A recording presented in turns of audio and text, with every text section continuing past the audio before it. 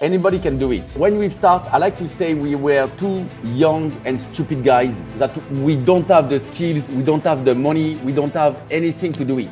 But we were just motivated and we worked hard, really hard. Hadri Jaffal went from one gym in France to 240 locations in 10 countries, sharing how he scaled Iron Body Fit into a global brand through leadership, culture, and smart growth. If you really want something and you are really focused on that and you work hard every day, you can do it. You know the quote of in the movie Pursuit of Happiness. If you really want something, you can do it. But you need to believe in that.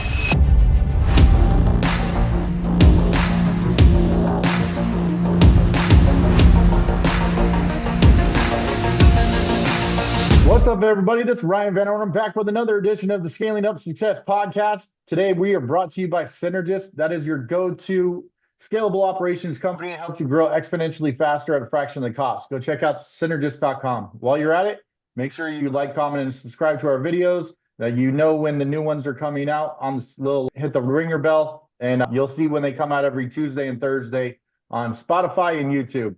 Today, I have Hadri Jaffal. How are you doing today, my friend? I'm pretty good, Ryan. Thank you very much to invite me. Absolutely, man. Happy to have you on. So, man, you got all kinds of stuff happening. So let's just jump into it, shall we? Yeah. Awesome. All right. So tell us a little bit about Iron Body Fit, man. What do you got going on there, man? Iron Body Fit, it's pretty simple. Like I said, I like to introduce myself. Like I say, it's a gym for lazy and busy people. So we started in 2015 in France, as you can hear with my accent. And we started in 2015 in France, and now we have 240 locations worldwide in 10 different countries. 214 locations. Holy smokes. Wow. Correct. That's a lot of growth, my friend. That's like 20 new gyms a year. How are you handling all that scaling? I don't know.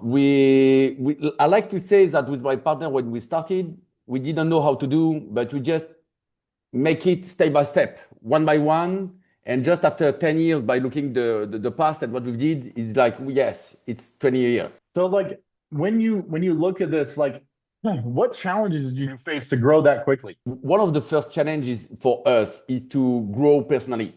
Because me, Hadri, who I am now, is not the Hadri I was 10 years ago. And the first thing is to accept that you are not ready at the beginning, but day after day, week after week, you need to grow yourself. You need to learn, and because anything you do, it's a franchise. So we are developing a franchise, but I was not a professional of the franchise. So my goal from day one was to learn about franchise, was to keep all the information about franchise, was to keep all information about the market. So just learning. So I think the first challenge is to grow personally and to accept that if you want to scale your business, you need to scale your skills and who you are. Man, that's phenomenal, man. So like, as you've gotten this big right now, do you find that like the logistics or the struggles change a little bit, but you're still having to, manage those challenges? Yes. Growing is a lot of challenges. It's about cash flow. It's about process. It's about hiring people. So HR, process, and cash flow, this is the main subject after growing by yourself. That's the main challenge that you will live. I love that, man.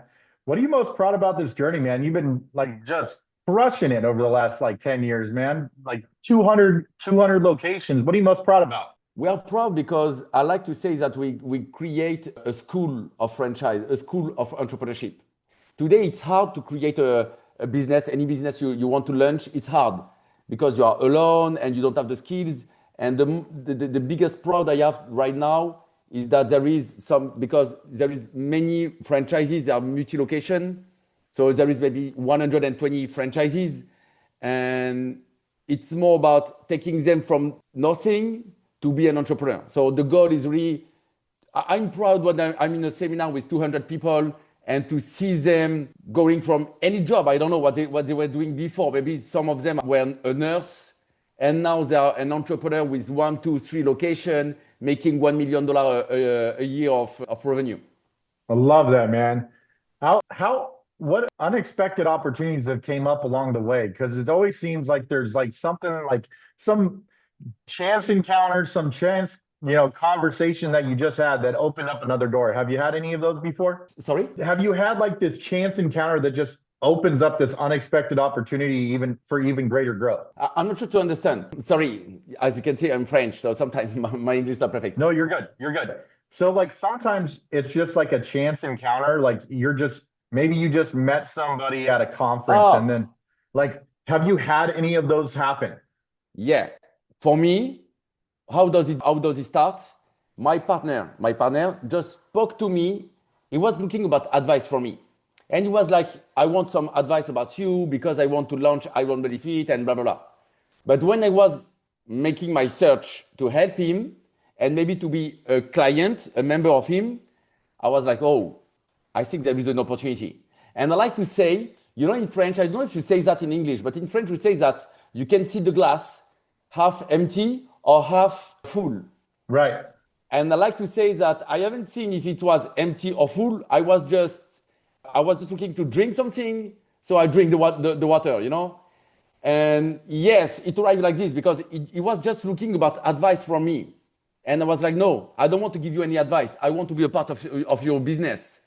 Exactly. I don't know if you've seen the movie The Founder, from the story from McDonald's. You've seen the movie? A It while ago, arrived yeah. exactly the same. I was speaking with him and say, hey, franchise, franchise, franchise. Take me with you in the business. We will make it big. So yes, at the beginning it was not an opportunity. It was just somebody speaking about his business and asking about an advice. What's your thoughts on this saying? So like the saying that I hear a lot is like if you want to go fast, go alone.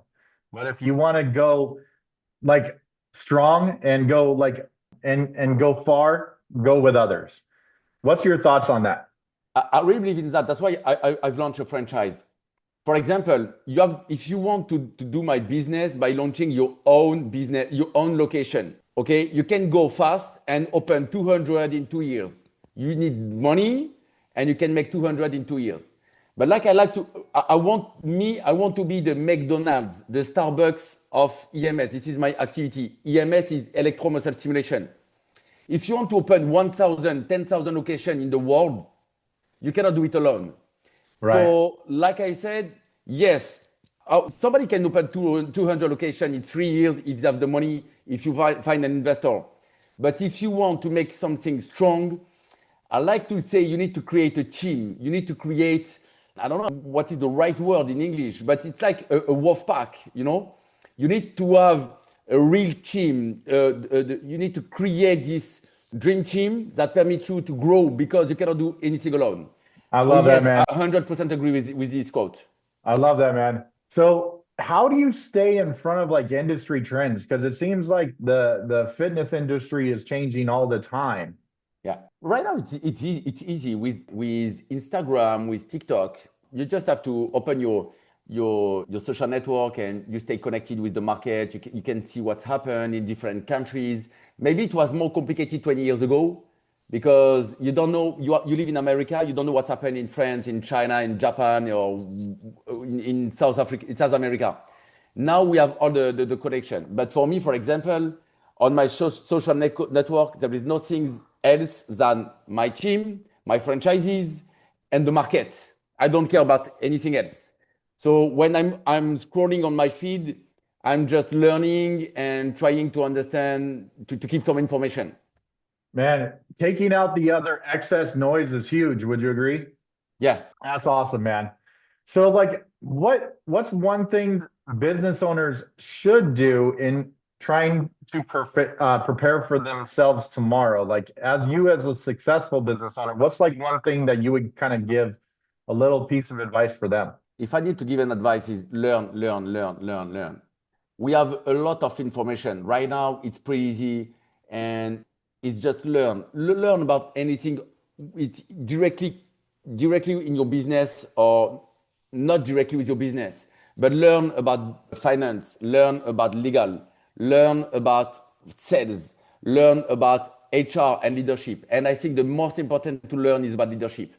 I've read a book from John Maxwell the Yeah. 21 laws of leadership. I read it maybe 10 times, and just it's all the time about leadership, because it's not just leadership with a franchise when you have 200 people with you. It's for everything. And like said John Maxwell, everything is about leadership. So if I have something to say to people, learn, learn, learn, and do. Not just learn, because there is some people that are professional about reading, but they're not doers. Yeah, Only you do gotta, make things happen. So learn and do, learn and do. You learn in the morning, you do in the afternoon, but learn and do, learn and do. love it, man. Hey, one thing that I find fascinating, you said you're in 10 countries, right? Yes. How do you manage that? Because like being like each country has its own social impact that's happening with businesses, man. Like just staying in front of each country's like social well-being is got to be a challenge. Would you agree? Yeah, 100%.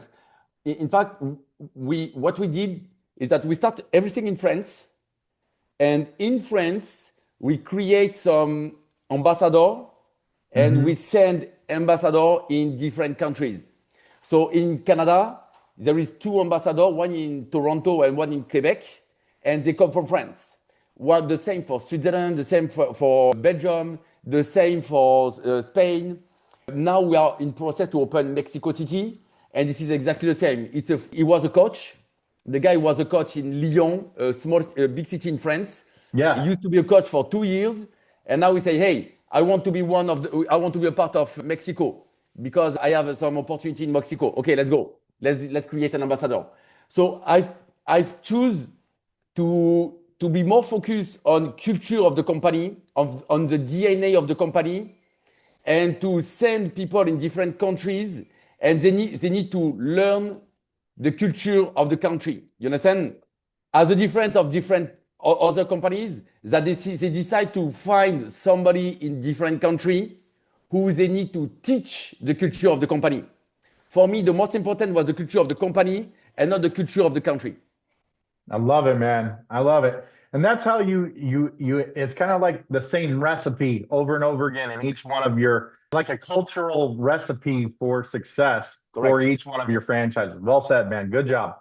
Hey, one of the things that we love to do on the Scaling Up Success podcast is to throw some rapid fire questions about getting to know that founder on a personal level. You up for that?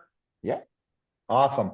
Hey, let's start it off with, I know you talked about John Maxwell, but do you have like a favorite book that you're reading right now? Right now, yeah, the 21 laws of leadership. This is the That's your go-to. I love it, man. Very cool. yeah. Do you have like a bucket list travel spot that you want to hit up sometime? A bucket list travel.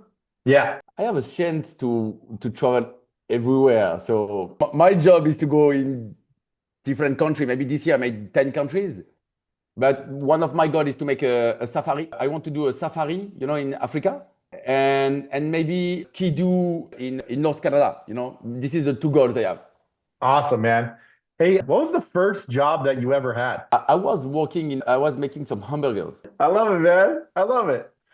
Very cool. Hey, if you could have like dinner with a historical figure, just, pick their brain, who would it be and why? Wow. Of course, Elon Musk. Elon Musk. I like it, man. But somebody I like is the founder. I don't remember his name, but I've read his book, the founder of Netflix. Oh, yeah. Reed Hastings, I think. Yeah. And I really like the culture he creates in Netflix. So maybe Elon Musk is too easy, and I don't think I have the brain to speak with him. So he will not be interested about me. So maybe Michael Jordan, because I'm fan of Michael Jordan, and Reed Hastings about business. You know what I find so interesting? Like the top echelon entrepreneurs and the top echelon sports figures, whether it's Messi or Ronaldo or Michael Jordan, they kind of all like we all have like a little bit of delusion in us. Like just delusional in that like they're gonna accomplish whatever they need to accomplish at the highest possible level. Yeah. And that's what I love about, kind of that meshing point between entrepreneurship and sports type of figures. Very cool, man. Hey, if you had one superpower, like you're an X-Men or an Avenger, what would that superpower be? I love this. I think Captain America. Oh, the superhero or the super soldier serum.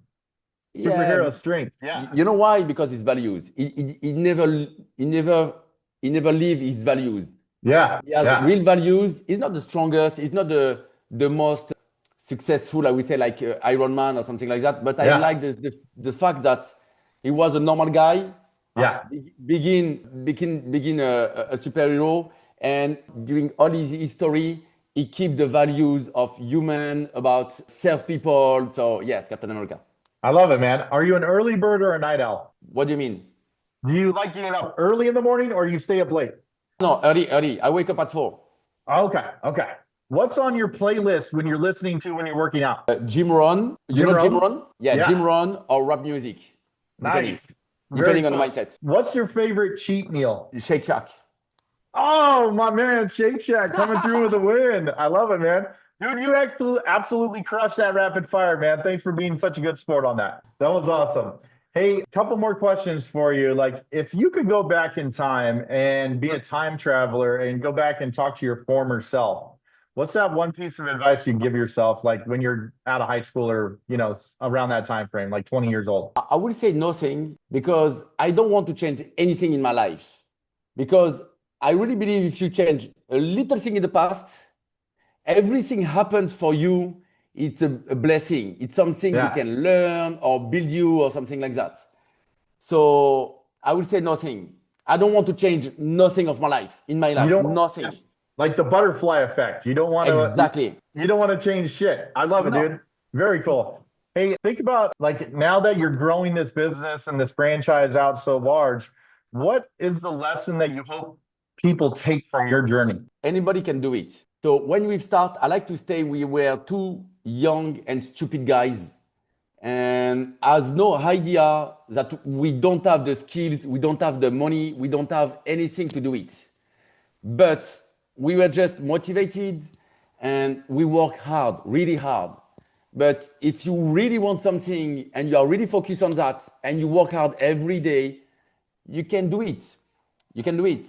So it's really, the quote of Will Smith in the movie Pursuit of Happiness. When he speaks to his son, if you really want something, you can do it. Really.